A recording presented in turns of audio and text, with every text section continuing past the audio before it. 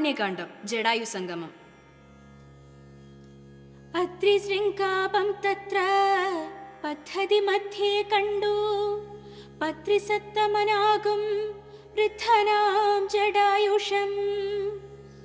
ഇത്രയും വളർന്നൊരു വിസ്മയം പൂണ്ടു രാമൻ ബദ്ധരോഷേണ സുമിത്രാത്മജനോടു ചൊന്നാൻ.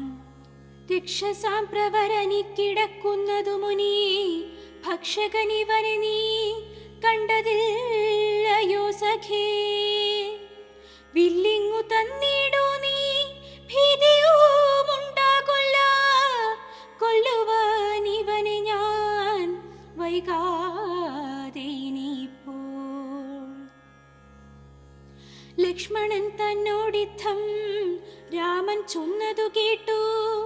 പക്ഷിശ്രേഷ്ഠനും ഭയപീഡിതനായി ചൊന്നാൻ.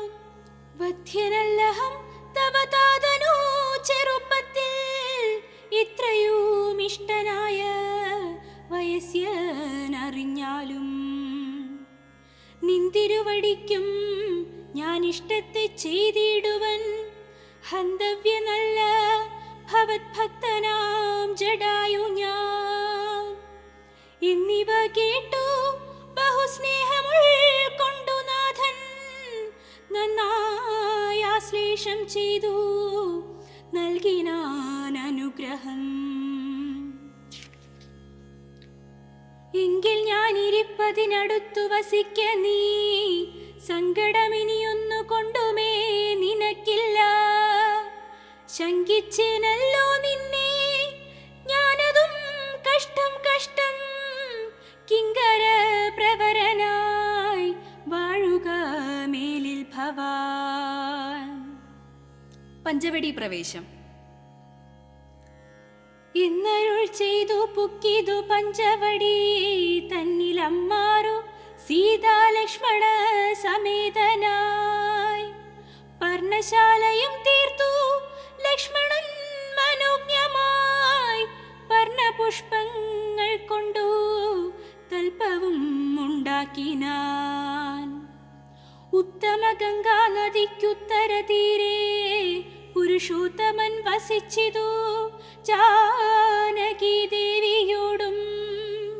കദളീപന സാമ്രാജ്യകില ബലവൃക്ഷാവൃത കാനനേ ജനസമ്പാദ വിവർജിതേ. നീരുജസ്ഥലേ വിനോദിപ്പിച്ചു ദേവി തന്നെ. ശ്രീരാമനയോധ്യയിൽ വാണതുപോലെ വാണാൻ. ഫലമൂലാദികളും ലക്ഷ്മണൻ അനുദിനം പലവും കൊണ്ടുവന്നു കൊടുക്കും പ്രീതിയുടെ. രാത്രിയിൽ ഉറങ്ങാതെ ചാപബാണവും ധരിച്ചാസ്തയാ രക്ഷാർത്ഥമായി നിന്നീടും ഭക്തിയോടെ. സീതയെ മധ്യയാക്കി മൂവരും പ്രാതഃകാലേ ഗൗതമി തന്നിൽ കുളിച്ചർഘ്യവും കഴിച്ചുടൻ. പോരുമ്പോൾ സൗമിത്രി പാനീയ